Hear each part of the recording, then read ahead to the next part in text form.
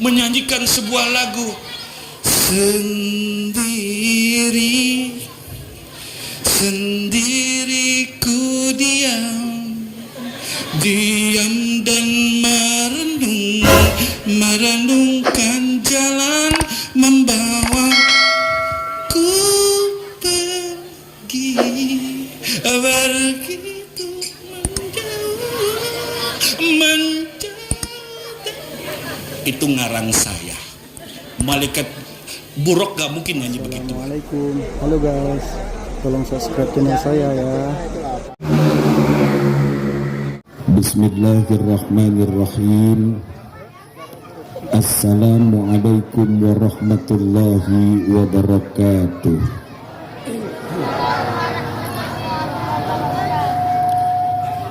Jawab salamnya masih kurang kompak. Bu, bu, bu, bu, bu. Pak, inilah bukti keikhlasan seorang ibu. Jangankan dipanggil wangi, dipanggil bau pun mereka jawab iya. Tapi tenang bunda, tenang ibu, tenang mak. Kalaupun bau, bau panci, bau sodetan, bau kecap, bau baju cucian, bau jemuran, bau berbagai macam alat dapur dan pekerjaan seorang wanita, dan itu semua adalah baunya surga. Jelas? Jelas? Demikianlah ceramah dari saya. Mudah. Tadi bukannya sudah jelas? Guru saya pernah pesan, Aswan, kalau kamu ceramah kemudian jamaah menjawab jelas, sudah berhenti ceramah. Saya tanya, kenapa begitu Kiai? Untuk apa engkau lelah-lelah menjelaskan sesuatu yang sudah jelas? Jelas? Jelas? Bapak Ketua DKM, ini contoh jamaah bapak yang enggak jelas.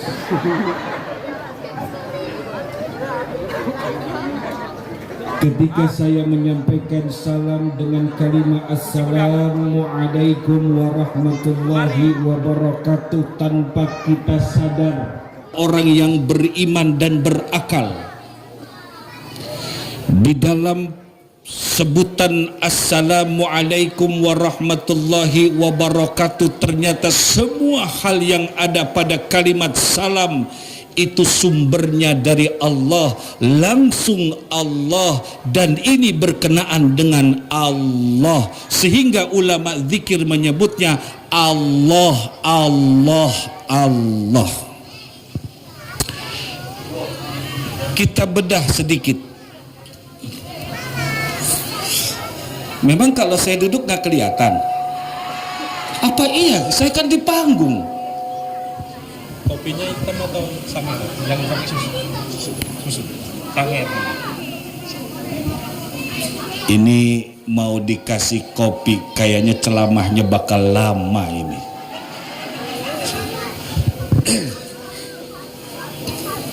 Udah, nggak apa-apa. Tadi sampai di mana ya?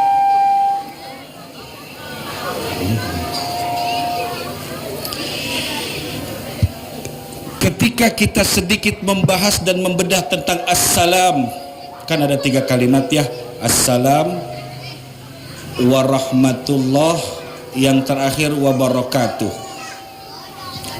Ketika kita bedah assalam, ternyata ini punya hubungan kuat dengan peringatan Isra dan Mi'raj baginda Nabi besar Muhammad. Jadi begini Bapak Ibu, ketika Rasul berhadapan dengan Allah, Rasul langsung salam assalamualaikum. Tapi yang unik, Allah tidak menjawab, Allah diam, sehingga membuat Rasulullah merasa bersalah.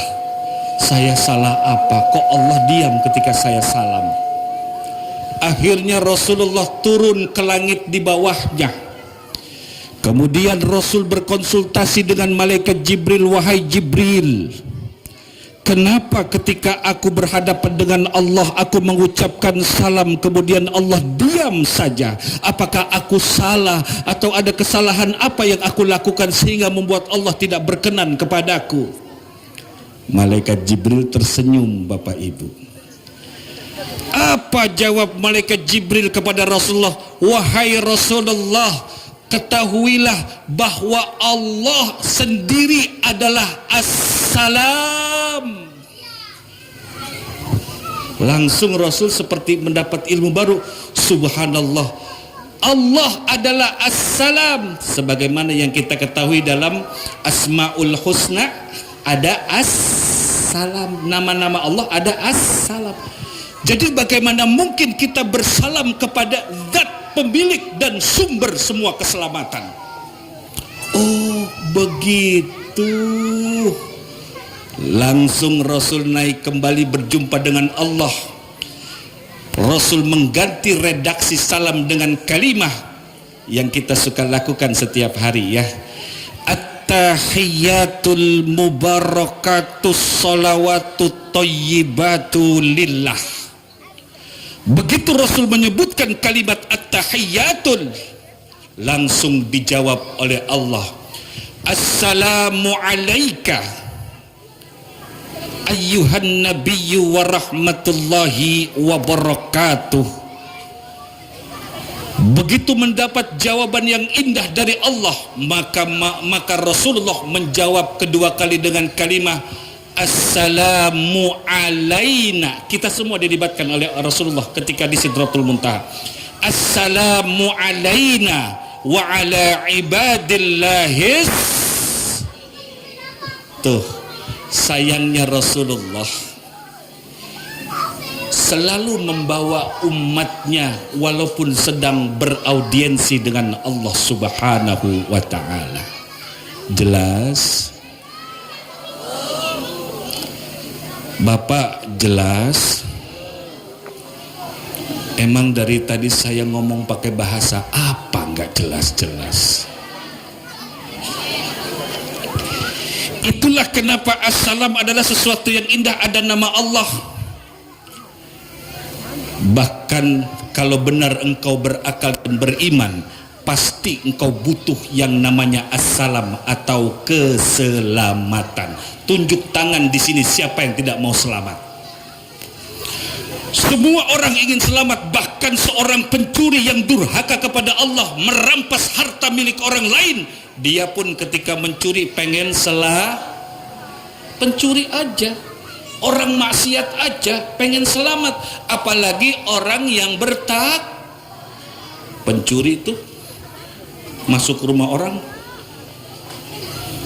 bunyi dehem orang pemilik rumah, kemudian tuh pencuri berdoa supaya nggak ketahuan. Doanya kepada siapa memang? Allah. Ya Allah, janji nggak nyuri lagi ya Allah, tolong selamatin. Apalagi mereka yang mendambakan keselamatan dunia dan akhirat. Yang kedua, warahmatullah. Ketika bicara tentang rahmat Allah, adalah satu idaman dambaan mereka-mereka yang ahli ibadah. Sehingga ulama mengatakan, jangankan pendurhaka yang mengimpikan rahmat Allah, bahkan mereka yang ahli ibadah harus lebih berharap rahmat Allah. Kenapa? Justru tidak sedikit manusia yang beribadah tapi sungguh dia sedang bermaksiat kepada Tuhannya. Jadi banyak orang, Bu, Pak, kelihatan ibadah tapi dia lagi bikin dosa. Nih kayak majelis ini nih, ya. Saya nggak nuduh, yang saya omongin majelis sebelah sana, ya. Itu lagi ngomong, lagi kumpul gini, kadang suka ada yang ngegosip. Apa? Tuh. Yang mana itu? Yang itu, yang pakai jilbab abu-abu monyet. Kenapa? Lakinya kabur. Tuh. Itulah kenapa Bapak Ibu di dalam kitab Mawa'id Usfuriyah Rasulullah bersabda, bila engkau hadir dalam sebuah majlis, ini hadis, janganlah engkau beranjak dari majlis itu atau meninggalkan majlis itu kecuali engkau membaca subhanallah. Apa kalau kafaratul masjid? Kalau kafaratul majlis apa? Subhanallah. Apa kafaratul majlis? Saya lupa. Subhanallah wa bihamdika. Betul. Subhanallah wa bihamdika. Ingatin, asyhadu an la ilaha illa anta. Tapi kalau dalam hadis ini redaksinya agak beda. Ighfirli wa tub alayya. Ingatin, asyhadu an la ilaha illa anta. Apa tadi? Lupa. Subhanakallahumma wa bihamdika asyhadu an la ilaha illa anta. Ighfirli wa tub alayya. Jadi ada sedikit berbeda ujungnya. Apa kata Rasul? Bila dia membaca itu 3 kali dan majlis yang ditinggalkannya adalah majlis yang indah, maka cukuplah doa itu menjadi stempel nanti di yaumil mahsyar bahwa dia adalah orang-orang yang menghadiri majlis taman-taman surga. Tapi kalau di dalam majlis itu ada perbuatan durhaka, seperti ngegosip di dalam majlis, ngomongin temen, ngomongin, ya, artinya yang ringan-ringan dosanya. Ketika ada perbuatan sia-sia di dalamnya, kemudian dia membaca doa itu sebelum dia beranjak meninggalkan majlis tersebut, maka doa itu menjadi penghapus dosa yang ada di dalam majlis. Ingetin. Nah, bicara tentang rahmat, begitu Allah memberikan rahmatnya kepada seorang hamba, maka hamba itu akan selamat dunia akhirat. Allah nggak mandang apakah dia mantan ahli dugem, tatonya kayak batik, dia pakai piercing di mana-mana, Allah nggak peduli. Kalau Allah ingin memuliakan seorang hamba, dan sebaliknya, ketika seorang yang mengaku ahli ibadah, kelihatan seperti ahli ibadah, tapi hatinya dengki, hatinya kotor, tidak bersih, maka boleh jadi Allah tenggelamkan nanti ke dalam neraka jahanam. Dan yang ketiga, wabarakatuh, berkah dari Allah. Kalau benar engkau orang yang beriman dan berakal, pasti kau berharap berkah. Berkah nggak perlu kaya, berkah nggak harus merasa risih dengan harta yang sedikit. Namun begitu orang yang berkah hidupnya, Allah berikan keberkahan dalam dirinya, kekayaan apapun banyaknya, insya Allah hartanya menjadi kebaikan buat semua dan tidak mubazir. Seandainya Allah berikan berkah itu kepada mereka yang dianggap kekurangan harta, maka insya Allah hatinya akan penuh dengan qanaah dan tidak ada harta yang dia rasa kurang pada dirinya. Tuh berkah. Jadi begitu saya tadi menyampaikan salam kepada Bapak Ibu, makna sebenarnya seperti itu, tapi kalau dijelasin sih bisa 1 jam lebih. Assalamualaikum warahmatullahi wabarakatuh.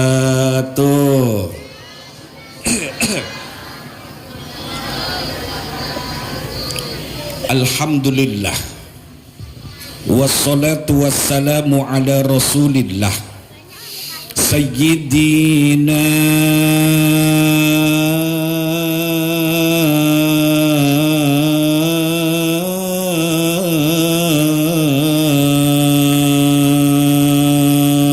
Muhammad.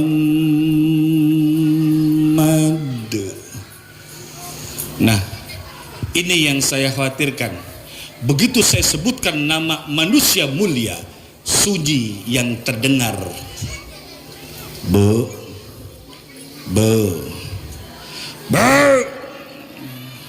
Pak.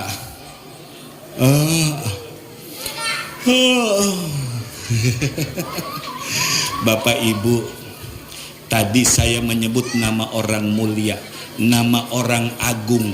sebabnya kita ada di sini, perjalanannya kita ada di sini, perjuangannya kita ada di sini, semua tentangnya kita ada di sini.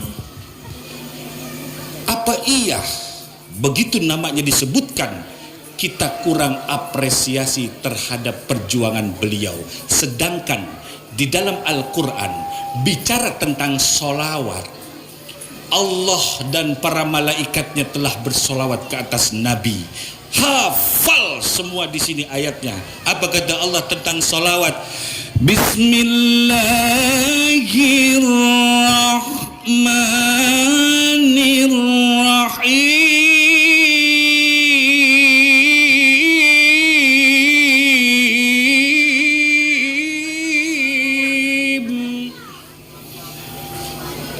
Nyebut si Allah, ya Allah, nyebut Allah aja mesti diajarin. Awas, nanti habis ini nyebut ya. Innallaha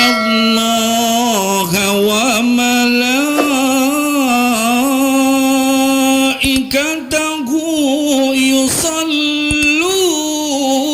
'alan nabi. Ya Allah, cakep amat. Sesungguhnya Allah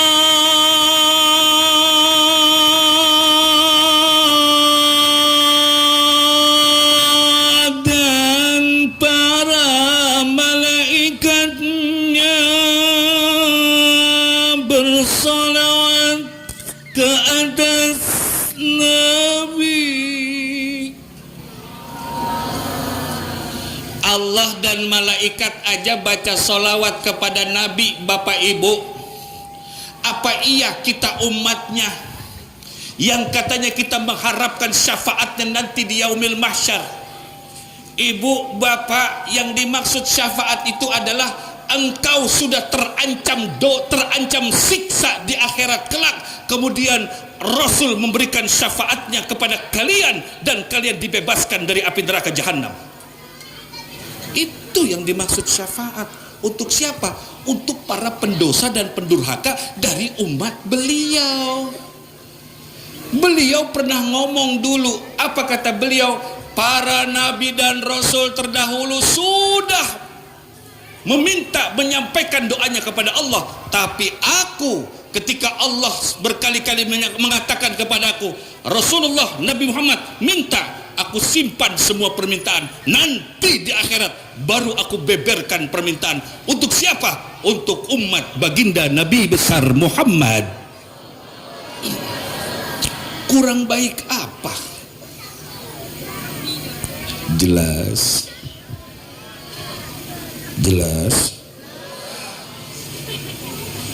Jawaban sudah terbelah dua.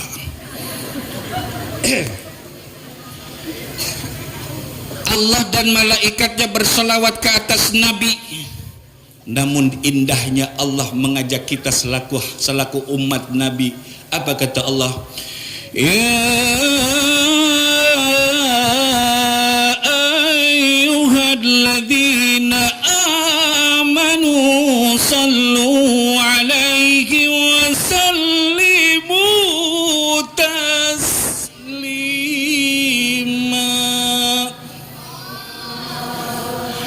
Wahai sekalian yang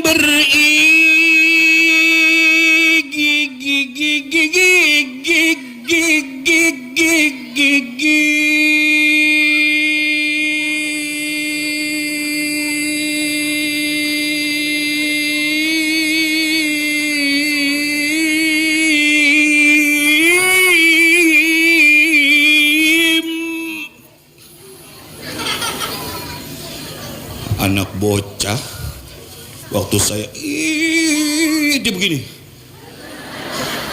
padahal tadi lagi bercanda sama temennya, sampai ada anak bocah tuh. Hati-hati ya nak, nanti kemasukan nyamuk.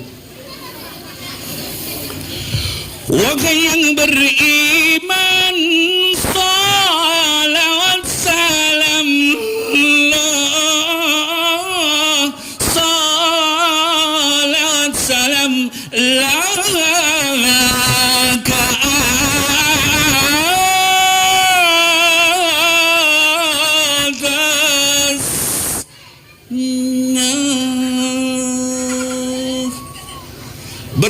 bersalawat salamlah kepada baginda Nabi besar Muhammad sallallahu wasallam, Nabi Sayyidina Muhammadin wa sahbihi wa, lebih tinggi suaranya, sallallahu.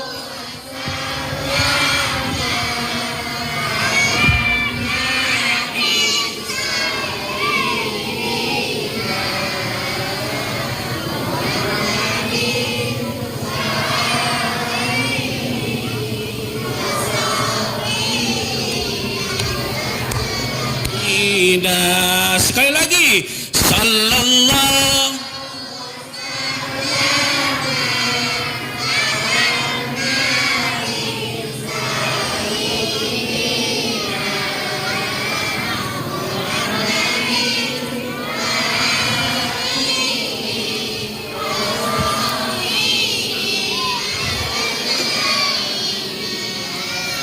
Bersalawat kepada baginda Nabi besar Muhammad. Bapak Ibu nggak ada ruginya. Pokoknya siapapun pembicara dalam setiap majlis, begitu orang tersebut menyebut nama ini, sambut dengan sholawat. Pak, Bu, aduh saya nggak bisa bahas tentang sholawat lebih dalam ya. Bahkan yang dahsyat adalah apa? Seandainya ada pendosa, dia cinta membaca sholawat, maka dijamin dosanya diampuni Allah. Kenapa saya berani ngomong begitu? Dikarenakan kata Rasulullah, siapa saja yang bersolawat kepada beliau, maka Allah turunkan satu malaikat kepada orang tersebut, memintakan ampun atas dosa-dosa orang tersebut sampai hari kiamat. Gimana nggak enak? Jelas.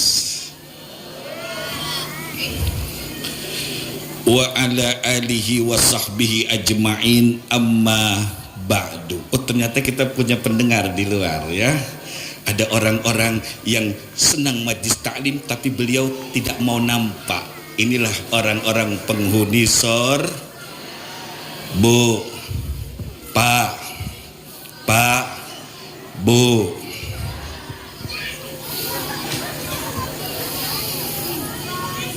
Baru saja sambil pembukaan kita menyebut nama orang-orang mulia. Karena itu kepada seluruh para ustadz, para alim ulama, para kiai yang hadir di tempat ini, juga para sesepuh tokoh masyarakat, tokoh adat, tokoh budaya, juga wabil khusus ketua DKM beserta seluruh staf dan jajarannya yang sibuk menyelenggarakan acara pada hari ini. Demi apa? Demi jamaahnya makin dekat lagi kepada Allah, makin cinta lagi kepada Rasulnya, yaitu baginda Nabi besar Muhammad. Karena itu mudah-mudahan usaha beliau-beliau akan menjadi kebaikan dunia dan akhirat. Amin ya Rabbal. Dan juga yang tidak kalah terhormat, bapak-bapak, ibu-ibu yang hadir di malam ini, yang kalau saya lihat wajahnya mirip wajah-wajah penghuni sorga.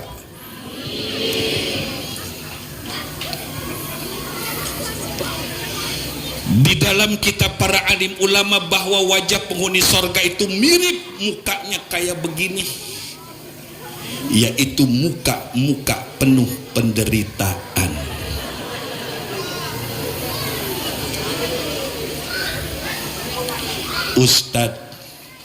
Ustadz jangan sembarang ngomong Ustadz. Kalau benar omongan Ustadz, ada nggak dalilnya? Ada. Nggak mungkin saya bicara tanpa dalil. Apa kata Rasulullah tentang wajah calon penghuni sorga? Mukanya penuh penderitaan. Dari mana hadisnya? Dunia sijin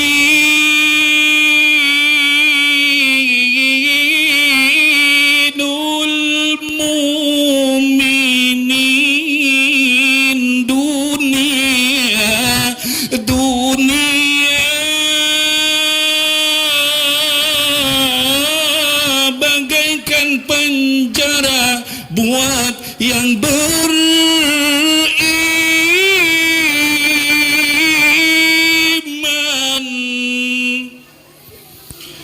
Dunia itu bagaikan penjara buat yang beriman. Makanya Bapak Ibu, ulama menerangkan dalam sebuah kitab, Tolabur roha fid dunya muhal.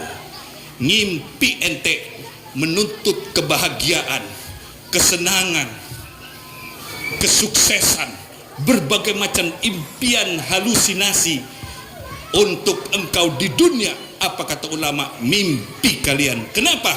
Menuntut itu semua kepada dunia. Kalian adalah melakukan perbuatan yang mustahil. Boleh tunjukkan kepada saya siapa orang yang paling bahagia di dunia? Gak ada.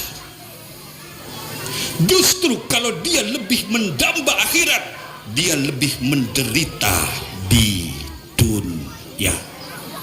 Mau tahu contohnya? Buat apa orang soleh mati-matian, berlelah-lelah, menahan kantuk di saat yang lain sedang berpelukan dengan kekasihnya di tengah gelapnya malam. Tapi orang soleh ini yang mendamba surga ini, dia menangis meneteskan air mata di tengah gelapnya malam. Setelah sholat tahajud, sholat malam berrokaat-rokaat, dia tidak berhenti bermunajat, dia berzikir, membaca Quran. Ngapain? Kan perbuatan itu perbuatan menderita. Yang enak ngapain, Bu? Tidur, meluk anak, meluk. Tapi kenapa orang-orang saleh yang mendamba surga, dia malah lebih memilih penderitaan? Di bulan Ramadan, saya mau tanya, Pak, Bu, Pak, puasa Ramadan menderita tidak? Bohong. Kalau ada orang yang mengatakan puasa di bulan Ramadan tidak menderita, orang itu telah berdusta. Mau saya buktikan? Kalau benar puasa Ramadan bukanlah sebuah penderitaan, kenapa ketika pukul 3 sore jalannya begini?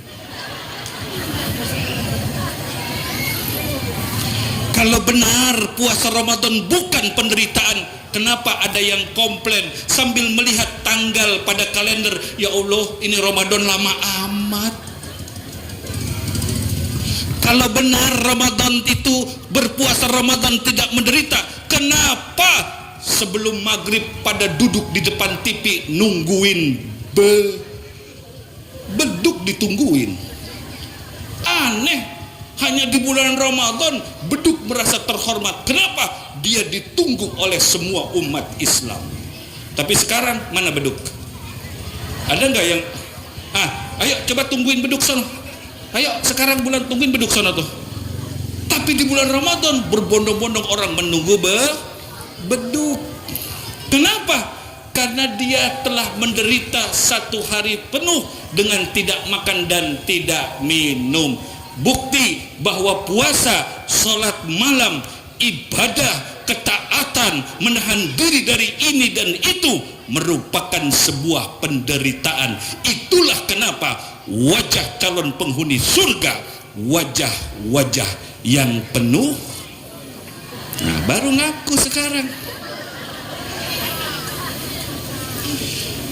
Bapak Ibu yang dirahmati Allah, alhamdulillah wa syukurillah, kita memasuki bulan Sya'ban. Bulan Rajab baru saja berlalu. Kata ulama, bulan Rajab adalah bulannya Allah, bulan Sya'ban adalah bulannya Rasulullah, bulan Ramadan adalah bulannya umat Rasulullah. Kenapa disebut bulan Rajab adalah bulannya Allah? Karena di bulan Rajab adalah bulan di mana manusia diminta Allah untuk memperbanyak ibadah dan meluruskan tauhid. Di antara zikiran, bacaan yang disarankan adalah memperbanyak membaca Qul huwallahu ahad. Begitu juga di bulan Rajab ada sebuah kejadian yang sangat indah, dan kejadian ini kejadian yang tidak masuk akal, tapi bukan berarti tidak bisa diterima oleh akal. Nih, perjalanan Isra Ini perjalanan yang tidak masuk akal, tapi anehnya mampu diterima akal. Ada orang-orang yang mendebat perjalanan Isra Mi'raj sampai mereka mengatakan nggak mungkin Allah bertemu dengan Nabi Muhammad. Sampai ada di antara mereka mengatakan nggak mungkin Nabi Muhammad bertemu dengan orang-orang mati. Ini ada orang Islam juga, dia punya akidah seperti itu. Terus dia katakan lagi, gak mungkin Nabi Muhammad ketemu dengan nabi-nabi yang udah pada mati. Nabi Adam, Nabi Yusuf, Nabi Harun, Nabi Idris, Nabi Isa, Nabi Ibrahim, Nabi Musa. Gak mungkin, mereka sudah pada mati. Perlu kita jawab gak? Jawab pakai ilmu. Apakah benar mereka sudah mati? Benar. Tapi ingat, ada ayat Al-Quran, bal ahya, orang-orang seperti mereka-mereka yang mulia, bal ahya. Oke, kau sebut mati, tapi sungguh mereka adalah hidup. Inda rabbihim yurzakun, dan mereka seperti kita tetap mendapatkan rizki, tapi rizki yang berbeda dengan rizki di alam dunia. Bapak Ibu, seandainya masih ada yang ngotot mengatakan gak mungkin ketemu dengan para nabi, justru sholat 5 waktu yang kita lakukan sekarang hasil negosiasi Nabi Muhammad dengan Allah atas saran dan konsul daripada Nabi Allah Musa alaihi salam. Nabi Musa itu adalah nabi yang terkenal kritis, kritikal, argumentatif. Dia sering bertanya kepada Allah. Dia bahkan ada kesan mendebat dengan Allah. Tapi anehnya Allah cinta kepada Nabi Musa, sehingga Nabi Musa digelar apa? Wa kallamallahu Musa taklima. Dan Allah beraudiensi dengan Nabi Musa dengan kata-kata hanya seorang nabi, Nabi Musa. Nabi lain tidak punya kemampuan akan itu dari Allah. Pak, Bu, Nabi Muhammad ketika mendapat perintah sholat itu pertama berapa kali sih? 50? Bisa 50? Ibu lagi bikin timpan yang dalamnya kelapa, rasa manis, yang saya begitu makan timpan langsung tertarik Bapak Ibu. Kenapa? Lembut ya timpan gitu loh. Dan kalau di Jakarta itu wajib. Kalau di Jakarta wajib. Cuma wajib agak keras. Kalau timpan lembut, begitu saya makan, enak ya. Dalam hati saya, oh, timpan ini adalah makanan unik tradisional orang Aceh, adalah makanan yang sangat toleran. Jadi saya menyebut timpan adalah makanan toleran. Kenapa? Dia bisa dikonsumsi oleh semua berbagai usia, sehingga nenek-nenek yang gak punya gigi, kakek-kakek yang tak punya gigi pun bisa makan. Cuma hanya masuk sep. Berarti timpan adalah makanan toleran. Lagi masak timpan, seandainya 50 waktu lagi masak, tiba-tiba Allahu Akbar, Allahu Akbar, matikan kompor, pergi Allahu Akbar, Assalamualaikum, Assalamualaikum, baru mau jalan ke dapur, Allahu Akbar, Allahu Akbar, balik lagi ke dapur, sholatlah Allah. Itu baru berapa? 2, sisa berapa? 48. Bayangkan bagaimana bila si bapak mau pergi ke kantor, baru mau naik motor, Allahu Akbar, Allahu Akbar, turun, Allahu Akbar, Assalamualaikum, Allahu Akbar, Allahu Akbar. Baru berapa Bu, Pak? 4. Berapa sisanya? Bayangkan, yang kasihan adalah pengantin baru bukaan kancing 2 menuju 3. Begitu pada kancing keempat, Allahu Akbar, Allahu Akbar, maka naiklah lagi kancing itu.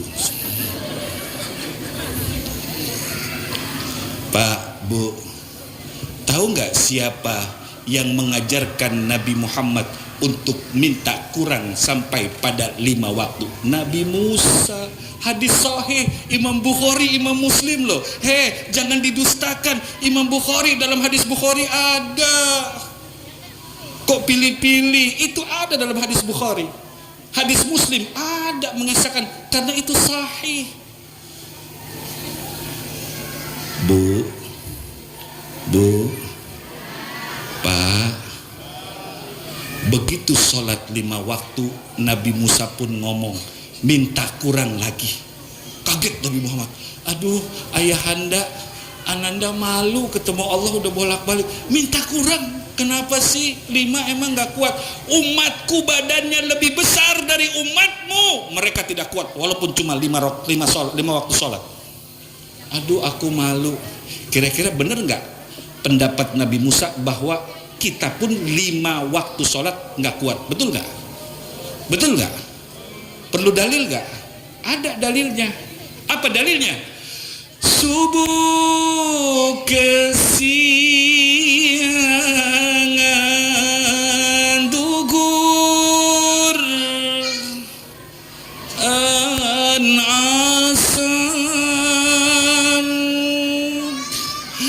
maghrib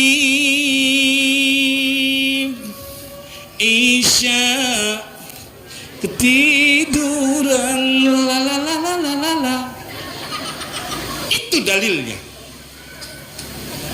Mendingan Bapak Ibu dalil yang itu daripada yang sholatnya Senin Kemis. Dia sholat Senin sama Kemis doang. Ustadz, masih ada yang lebih parah. Apa itu? Sholat yang setahun 2 kali. Sholat apa itu namanya? Idul Fitri dan Idul Adha doang. Begitu Idul Fitri dia nangis. Ayo Allah, aku berdosa. Pret.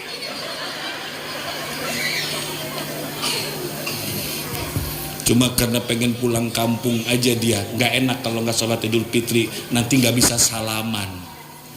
Nggak mungkin dong di masjid gak ketemu salaman, tiba-tiba kata jemaah ente gak sholat salaman. Nah itulah makanya Bapak Ibu yang dirahmati Allah, sholat adalah batasan minimal seorang hamba. Bila benar engkau beragama Islam, saya bicara Islam ya, maka minimal engkau harus sholat. Kenapa? Rasulullah itu jerih payah untuk menjemput sholat, itu bukan hal yang kecil. Begitu diperintah Allah malaikat Jibril untuk membawa Rasulullah ke Sidratul Muntaha, malaikat Jibril langsung mencari kendaraan yang paling cocok dan paling pas untuk perjalanan Rasulullah dengan kecepatan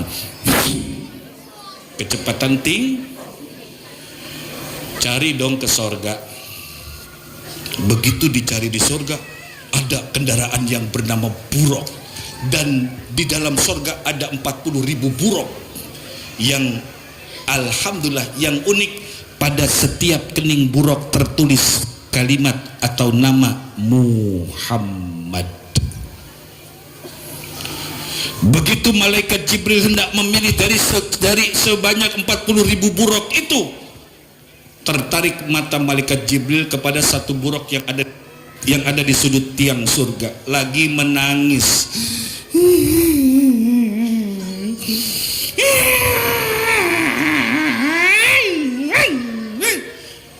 Nangisnya nggak begitu, itu drama saya aja ya.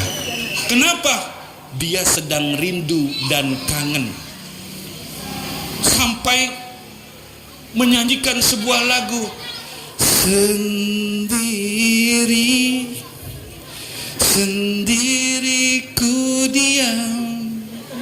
diam dan merenungkan jalan membawa ku pergi begitu menjauh. Itu ngarang saya. Malaikat Buruk gak mungkin nyanyi begituan. Buruk emang betul Bapak Ibu binatang, tapi dia cerdas seperti manusia. Tetap dia binatang. Bentuk tubuhnya, tinggi badannya. Di dalam sebuah hadis tentang Qissatul Mi'raj atau Mi'rajul Kubra disebutkan bahwa buruk itu lebih rendah dari kuda, lebih tinggi dari kedelai.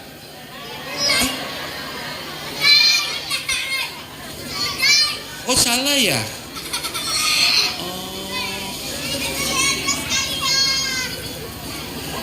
Emang tadi ngomong apa? Lah, yang barusan ngomong ibu-ibu bukan saya. Oke, saya ulang.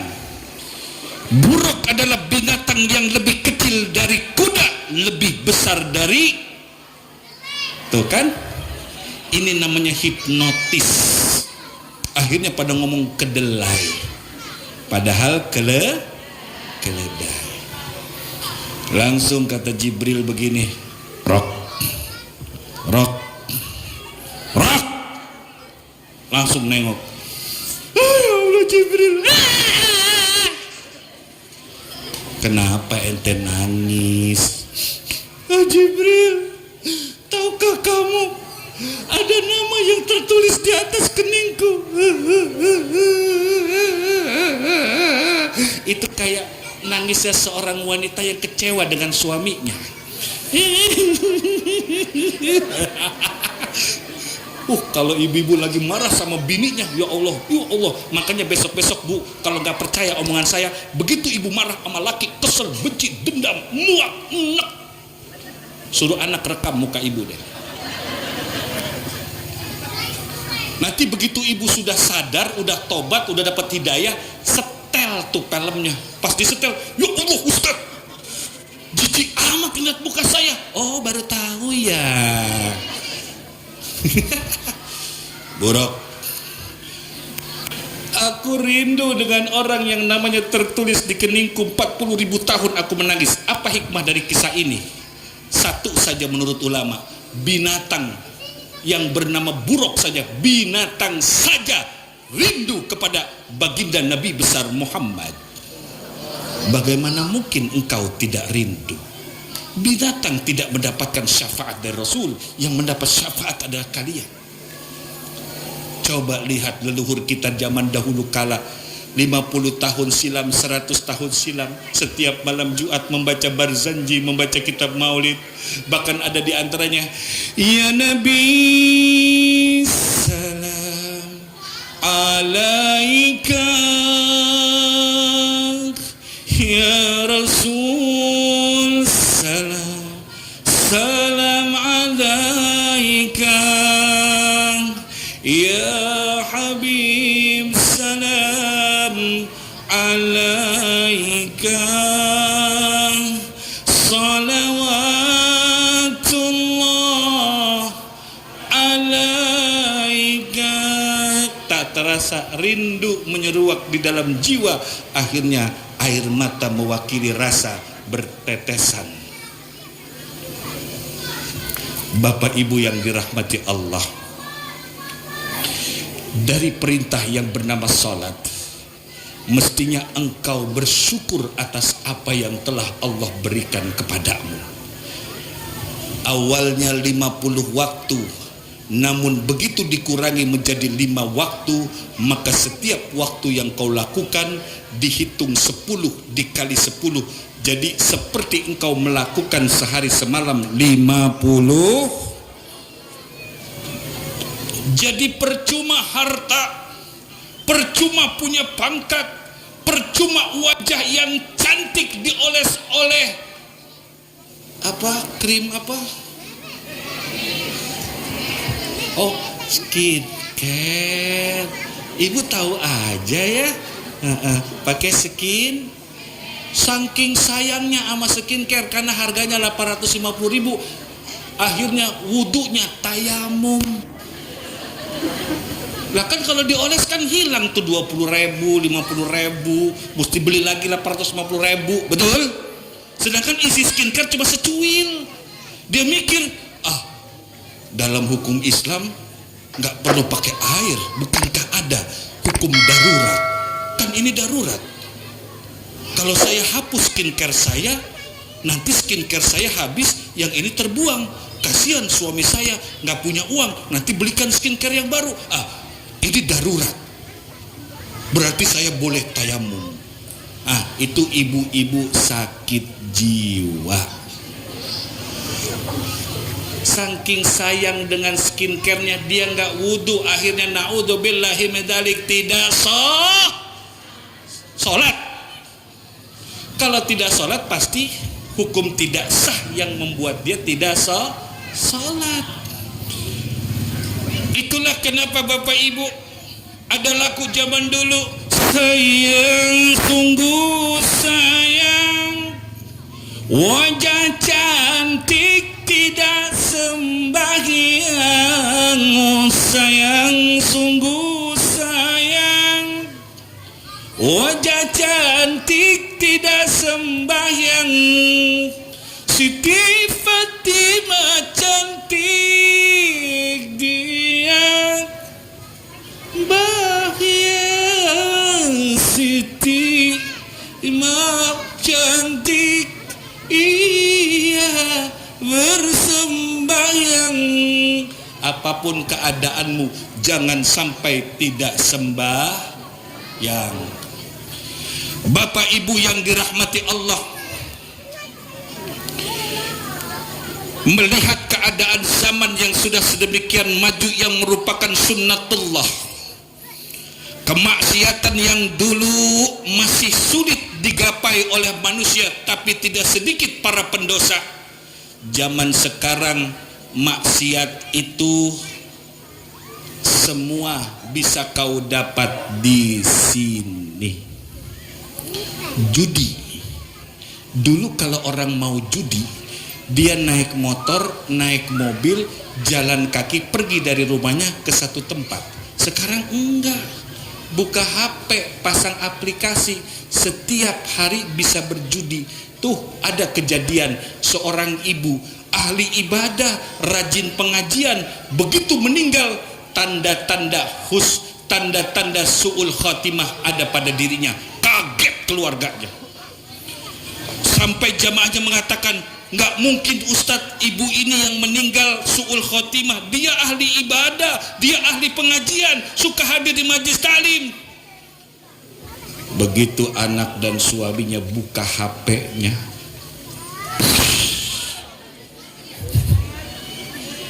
ternyata si ibu pengajian itu sudah berlangganan judi online selama 3 tahun.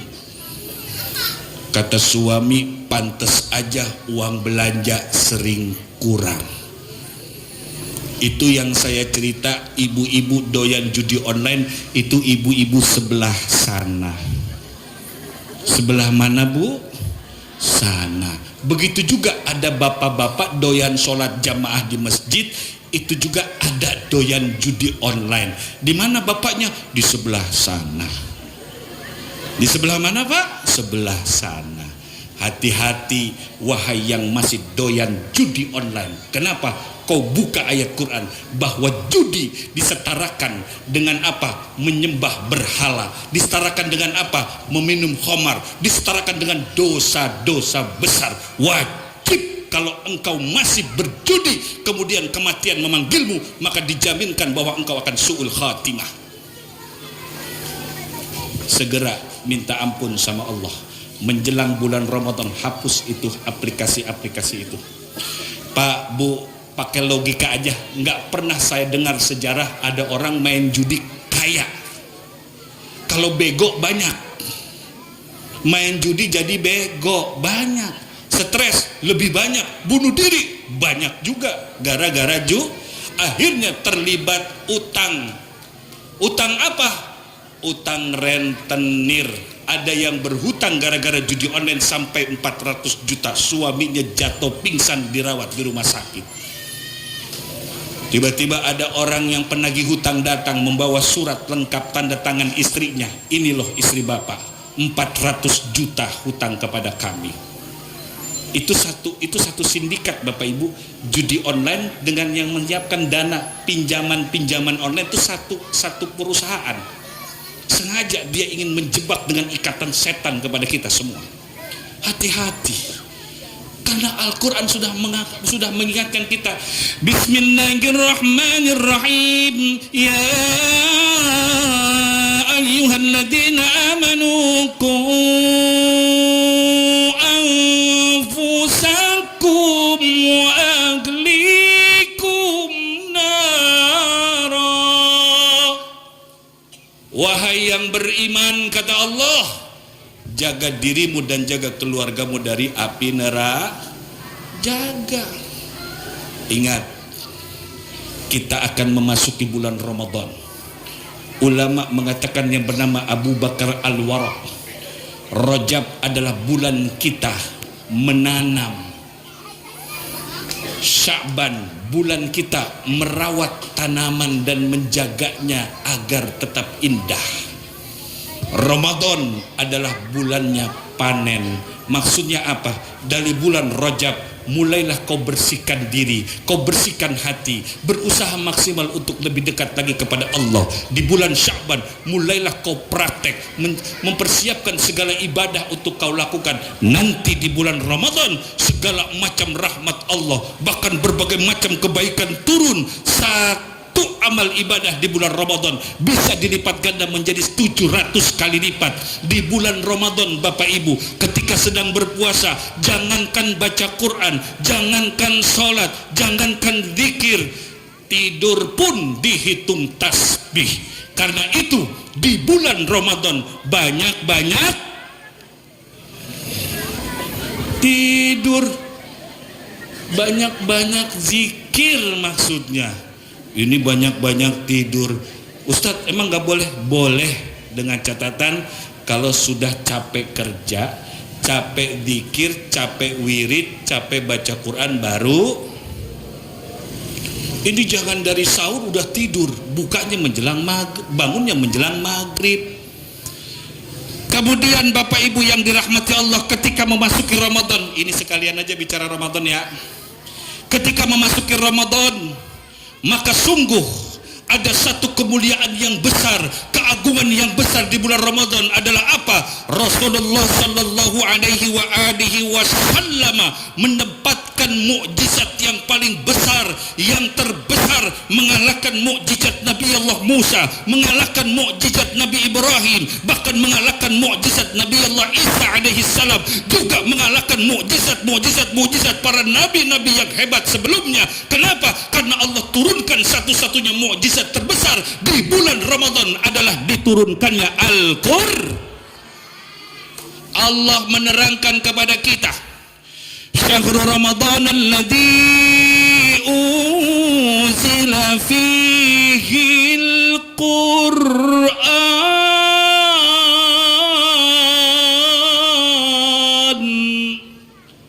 Bulan Ramadan, bulan diturunkannya Al-Quran. Sebab itu Bapak Ibu, di bulan Ramadan perbanyak baca Quran, tadabbur Quran. Lagi bengong baca Qur, daripada ngegosip baca Qur, daripada ngeliatin laki baca Qur, bapak juga daripada melototin bini baca Qur. Takutnya ada rasa-rasa di siang hari ya. Pokoknya hati-hati Pak, kalau di bulan Ramadan, kalau siang hari jangan tidur deket bini. Kalau boleh bapak tidur di kamar mandi, daripada bahaya. Namanya tidur bareng kan mulai tuh srek, bapaknya langsung srek. Na'udzubillahi min. Ingat loh, dosa besar loh. Itu kafaratnya, penghapusnya, tebusannya berat loh. Termasuk 60 fakir miskin dia beri makan. Itu banyak itu. Makanya hati-hati. Ih, ih, ih, ih. Nggak apa-apa. Saya senang Bapak Ibu merasa terhibur ketika dengar ceramah. Senang. Kenapa? Ada orang-orang yang pergi ke majlis taklim itu niatnya bukan semata-mata ngaji, tapi dia niatnya supaya nggak lihat suaminya di rumah. Kenapa? Lagi berantem. Apa katanya? Enak gua lihat laki gua katanya. Udah gua pengajian aja dah, gitu ya. Nah, buat yang contoh begitu, sekarang niatnya dirubah balik lagi ya. Nanti sampai rumah jangan cemberut sama suami karena sudah mau Ramadan. Mulai itu ketika jumpa suami ada tebar-tebar senyum depan pintu begini. Nanti kan suami lirik, ih kenapa nih bini gua kan ya? Gini senyum, jalan senyum bu. Kata lakinya apa? Nih bini gua kayaknya kejeduk nih di jalan nih. Ih. Bapak Ibu yang dirahmati Allah, kira-kira persiapan apa saja yang harus kita siapkan di bulan Ramadan? Yang pertama adalah persiapan fisik, jaga kesehatan. Jangan suka melakukan hal-hal yang akan membuat diri kita makin lemah. Yang kedua, kekuatan mental. Ini yang tidak kalah penting Bapak Ibu, jiwa yang penuh dengan keimanan serta keyakinan. Kenapa demikian? Karena engkau nanti 30 hari berpuasa di bulan Ramadan, tidak makan, tidak minum, menahan hawa nafsu, menjaga pandangan dan segala sesuatu rasa, dan engkau nanti saat itu akan tercoba, akan teruji, akan menghadapi berbagai macam tantangan dan cobaan yang boleh jadi akan merusak puasamu kalau engkau tidak menguatkan mental. Yang pertama kata ulama, ketika engkau nanti berpuasa, maka berilah semangat kepada anak-anakmu. Ajarkan mereka juga tetap berpuasa, namun sesuaikan dengan usianya. Boleh misalkan kalau masih kecil banget, itu bisa berpuasa beberapa jam saja. Ajarkan sahur, tetap sahur bersama, bangun. Itu kan budaya. Budaya keagamaan yang indah, kebersamaan. Sahur, nak, kamu nanti tetap puasa ya. Ayah puasa ya. Iya nak. Asa siang ya. Iya. Asa buka jam berapa mak? Nanti kamu terserah puasa buka jam berapa. Yang penting kalau kamu lapar kamu boleh buka. Hore. Alhamdulillah.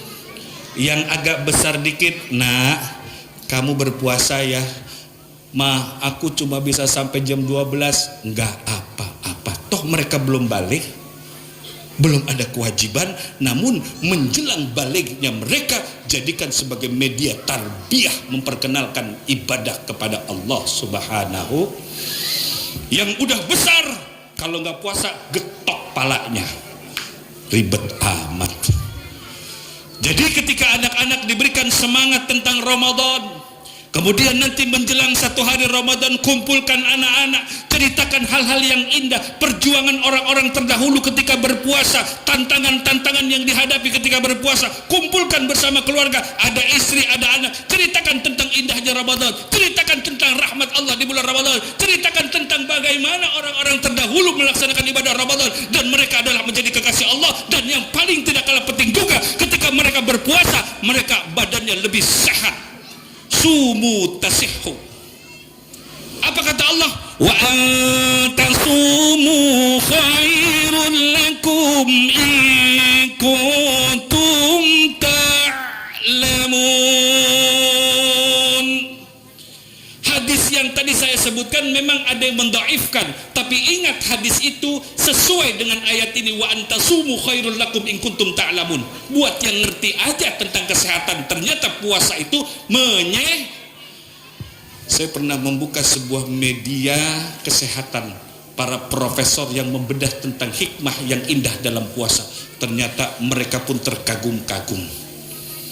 Makanya Bapak Ibu, orang yang puasa 30 hari bulan Ramadan kan waktu makannya berubah, betul? Jumlah berapa kali makannya berkurang, betul? Tapi lihat, setelah 30 hari berpuasa, badan kita pun akan gemuk katanya. Iya sih Bu, jujur ya, ada orang ngadu, Ustadz kok saya puasa tambah gemuk, betul nggak? Padahal puasa loh, itu yang namanya puasa bales dendam. Gimana nggak gemuk? Menjelang buka puasa, sirup aja ada 7 warna. Ikan, kepala kakap, kepala nila, kepala gurame, kepala kantor, kepala KUD, kepala desa. Nggak boleh kepala desa. Semua kepala hadir di situ. Belum lagi kolak. Makanya kata orang-orang terdahulu, orang puasa Ramadan tuh orang hebat, lebih hebat dari debus. Apa? Di bulan Ramadan mereka semua makan biji salak. Jadi biji salak itu lembutnya hanya di bulan Ramadan. Coba-coba aja Bapak mau ngetes makan biji salak sekarang, masuk UGD Pak. Tapi di bulan Ramadan orang pada makan biji. Kalau di sini makanannya apa di bulan Ramadan yang unik, kolak-kolak itu apa ya? Kolang kaling, seger, enak ya.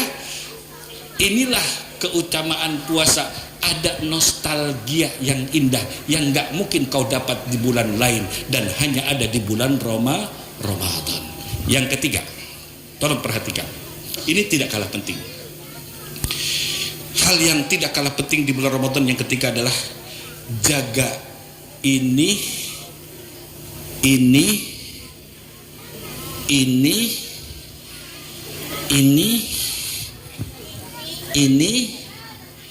yang paling utama sumbernya adalah ini buat ulama hati disebut posisi hati secara tauhid dan akidah ada di sini, secara ilmu medis hati ada di sini, tapi hatinya di sini, jantung di sini.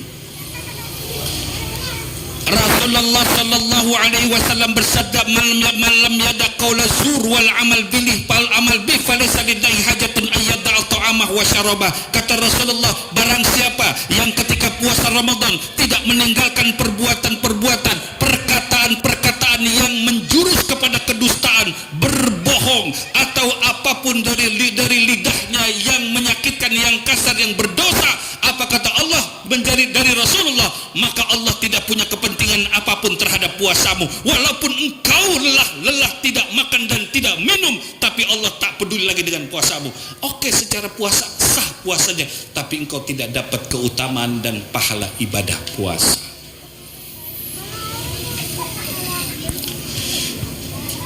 Bu, kalau lagi puasa ada yang ngajak ngobrol,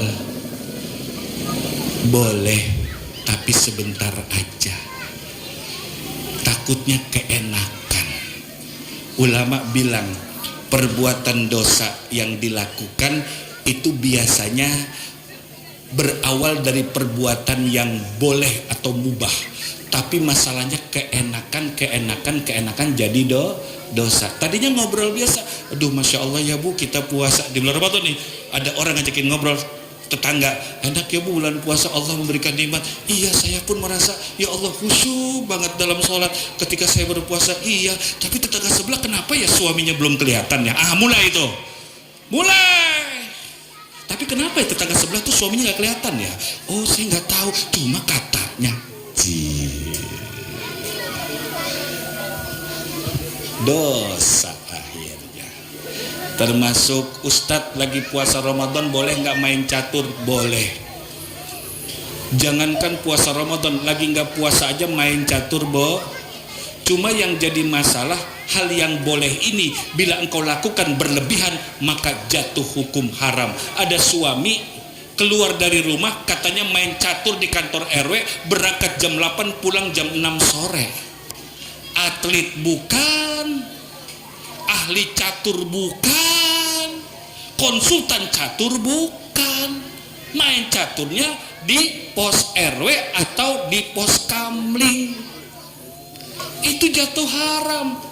Atau jangankan catur, bola, main bola boleh, bahkan dianjurkan kesehatan. Tapi main bola berangkat jam 2 siang, pulang jam 1 malam. Itu bola apa? Bu, bola apa, Bu? Na'udzubillahi min dzalik. Dan yang tidak kalah penting adalah saling menjaga perasaan suami, istri dan anak-anak agar tetap stabil selama berpuasa untuk menuju kebahagiaan hari raya Idul Fitri. Awas Bapak, jangan bikin istri galau. Istri zaman sekarang Pak, kalaupun galau, alhamdulillah yang dilantunkan itu adalah hal yang baik. Paling yang dinyanyikan untuk menghibur hatinya adalah bidadari surga.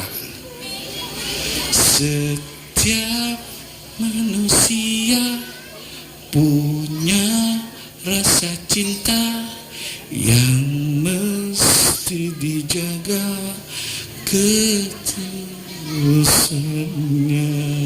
Namun apa insan tak berhenti kala tutup hampir bertata. Masya Allah. Ini suara ibu-ibu gini jangan sampai kedengeran RCTI Pak. Saya khawatir kalau Indosiar yang nanti akan mencari bakat-bakat di bulan Ramadan ini, hati-hati kalau dengar suara gini, bahaya ini. RCTI yang lebih bahaya lagi apa? SCTP lagi cari orang yang bakatnya suara kayak gini. Kenapa? Nanti begitu mereka tahu ini kampung apa ya? Kalau kampung Karanganyar ada warga yang suaranya kayak begini, mereka akan menerbangkan pesawat dengan satelit canggih, kemudian mendarat tidak jauh dari Karanganyar, direkam dengan alat-alat teknologi modern, satu-satu suara yang tadi. Kemudian nanti pada peringatan Hari Raya Idul Fitri tahun ini akan didayangkan, akan disiarkan suara tadi di saat mati lampu.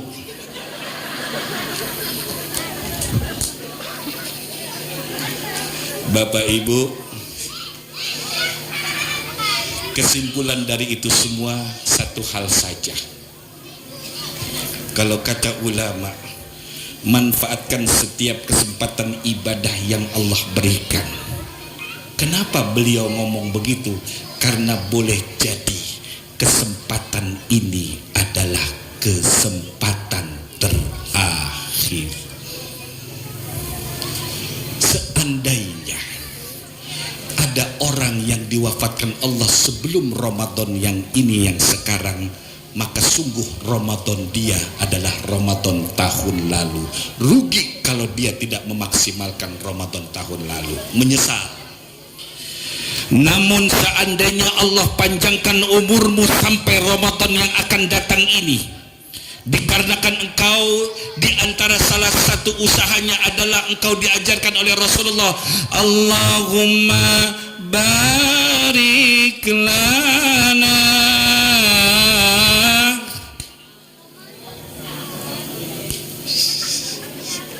Allahumma barik lana fi rojaba wa sya'bana wa balighna ramadana. Ya Allah, berkahi kami, berkah di bulan Rajab, bulan Sya'ban, dan tolong ya Allah sampaikan kami masuk ke bulan Ramadan. Kalau di sini lagunya kayak gimana? Allahumma barik lana, 1, 2, 3.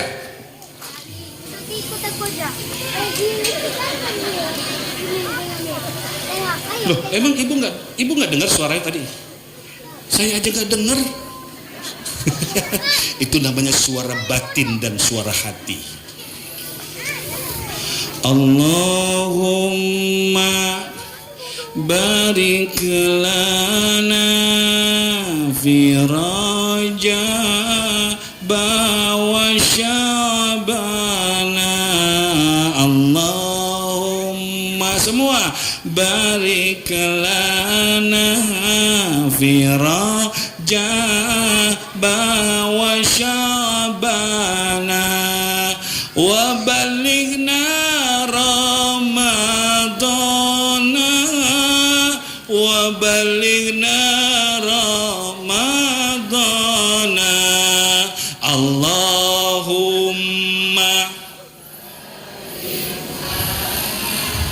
fi Rajab bana Allahumma fi Rajab bana wa balighna Ramadana wa balighna Ramadana. Insyaallah yang baca doa itu hadis sahih juga dari Rasulullah, dia akan dipanjangkan umur sampai ke bulan Ramadan.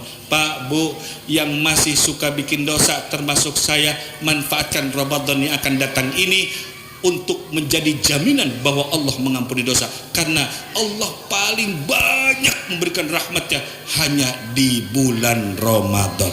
Nah, Bapak Ibu yang dirahmati Allah, saya di sini berkeliling bersama lembaga ini, namanya Yayasan atau Rumah Tahfidz Yatim Piatu. Jadi begini Bapak Ibu, ini pesantren nggak besar, 2 lantai. Pesantrennya pun tidak keren, tidak bagus. Tapi yang unik, di dalam pesantren yang sederhana ini dikumpulkan beberapa anak yatim piatu dan duafa, dan sebagiannya adalah korban COVID-19 kemarin yang orang tuanya meninggal dunia. Anak itu padahal sedang menghafal Quran di pondok pesantren, anak itu juga padahal sedang melanjutkan sekolah. Begitu bapak ibunya meninggal, mereka semua senang duduk-duduk di jalan. Ada seorang ustadz mendekati mereka, mereka semua cerita. Nah, akhirnya ustadz ini memiliki sebuah motivasi, sebuah ide. Kita kumpulkan aja yuk. Kumpul, alhamdulillah akhirnya mereka mulai sekolah pelan-pelan sambil menghafal Quran. Seiring berjalannya waktu maka berdirilah pondok pesantren. Yang unik adalah di dalamnya anak yatim piatu, duafa dan masakin, dan yang lebih hebat lagi mereka semua menghafal Quran.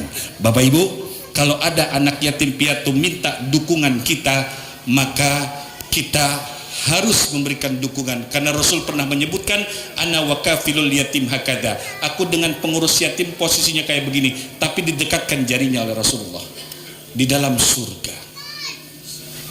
Yang kedua, mereka menghafal Quran. Bila kita mendukungnya, bila kita mensupportnya, maka insya Allah setiap bacaan yang mereka baca asbab kita, maka akan mengalir terus pahalanya ke kita. Seandainya yang membantu ini, yang mendukung ini meninggal dunia, Allah alirkan ke dalam kuburnya.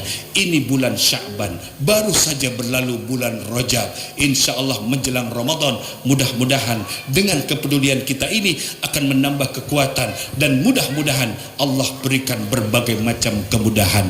Amin ya rabbal alamin. Nah, kepada Ustadz Sa'ad, mana Ustadz Sa'ad? Karena sudah pada bubar atau sebagian besar bubar, yuk kita tutup doa dulu, nanti tetap kita terusin ya, supaya yang bubar ikut kebagian berdoa. Kepada yang sudah bersedekah berapapun jumlahnya, makin besar makin banyak pahalanya, atau nilai di bawahnya, yang penting keikhlasan. Semoga yang sedekah Allah panjangkan umurnya, mudahkan segala urusannya, hasil maksud tujuannya, serta dikabulkan cita-citanya, anaknya saleh dan salehah, berbakti kepada agama, orang tua, nusa dan bangsa, dan anaknya diberikan keselamatan oleh Allah, diberikan kecerdasan, prestasi yang gemilang, dan bila anak keturunannya sudah menikah, Allah jadikan sakinah, mawaddah, warahmah, dan mudah-mudahan bila ada keluarga dari yang bersedekah meninggal dunia, Allah jadikan kuburnya raudhah min riyadil jannah, Allah ampuni dosa dan kesalahannya. Mudah-mudahan dengan sedekah ini yang sakit akan diberikan kesembuhan, dijauhkan dari bala, musibah serta keburukan, dan mudah-mudahan yang sedekah Allah berangkatkan ke tanah suci. Seandainya dia belum berangkat, seandainya pernah berangkat, Allah berangkatkan lagi. Mudah-mudahan bisa berziarah ke makam baginda Nabi besar Muhammad SAW, dan mudah-mudahan rizki yang dia sedekahkan akan dilipat gandakan oleh Allah, diberikan rizki yang lebih banyak, lebih besar, lebih berkah, dan lebih menyelamatkan. Dan mudah-mudahan sedekah yang diberikan ini akan membawa kebahagiaan dunia dan akhirat. Dan yang belum bersedekah, dengan sedekah saudara kita akan menjadi sebab dikabulnya doa kita. Tetap berdoa, mudah-mudahan suatu saat akan diberikan kesempatan untuk bersedekah. Al-Fatihah. أعوذ بالله من الشيطان الرجيم بسم الله الرحمن الرحيم الحمد لله رب العالمين الرحمن الرحيم مالك يوم الدين إياك نعبد وإياك نستعين اهدنا الصراط المستقيم صراط الذين أنعمت عليهم غير المغضوب عليهم ولا الضالين آمين. Angkat tangannya. Amin amin ya Allah ya rabbal alamin. Allahumma bihaqqil Fatihah wa sirril Fatihah wa bi karamatil Fatihah wa bi mu'jizatil Fatihah baril makashif fal gham ya man abdi yaghfir hamda fi al bala ya Allah. Allahumma ja'al jamana hadha jaman marhuma wa tafarruqana min ba'di tafarruqan ma'suma. Allahumma taqabbal minna sadaqatana wa siyamana wa ruku'ana wa sujudana wa tammim taksirana wa qira'ata qur'anana bi rahmatika ya arhamar rahimin. Rabbana ighfir lana dhunubana wa dhunuba lina ربنا صغارا ربنا هب لنا من ازواجنا وذرياتنا قرة اعين تقنا اماما اللهم باركنا واياكم الى بيت الله الحرام وزمزم والمقام الشريف الحرام وزيارة نبينا محمد افضل الصلاة والسلام ربنا اغفر لنا ذنوبنا وذنوب والدينا وارحمنا ربنا صغارا اللهم اغفر وارحم لميت اهلنا واغفر لهم وارحمهم وعافهم واعف عنهم ربنا آتنا في الدنيا حسنة وفي الآخرة حسنة وقنا عذاب النار وصلى الله على سيدنا محمد النبي الأمي وعلى آله وصحبه وسلم سبحان ربك رب العزة عما يصفون وسلام على المرسلين والحمد لله رب العالمين صلوات اللهم صل على سيدنا محمد طب القلوب ودواعيها وعافية عبدان وشفعها ونور الأبصار ودياعها وعلى آله وصحبه wasallim. Demikianlah buat yang sudah bersedekah berapapun nilainya, tidak ada kata yang paling pas untuk membalasnya kecuali kami memohon kepada Allah jazakumullah ahsanal jaza. Buat ketua DKM, pengurus dan seluruh jajaran para sesepuh, terima kasih atas bantuan dan dukungan. Mohon maaf. Wallahul muwaffiq ila aqwamit thoriq. Assalamualaikum warahmatullahi wabarakatuh. Waalaikumsalam. Halo guys, tolong subscribe channel saya ya.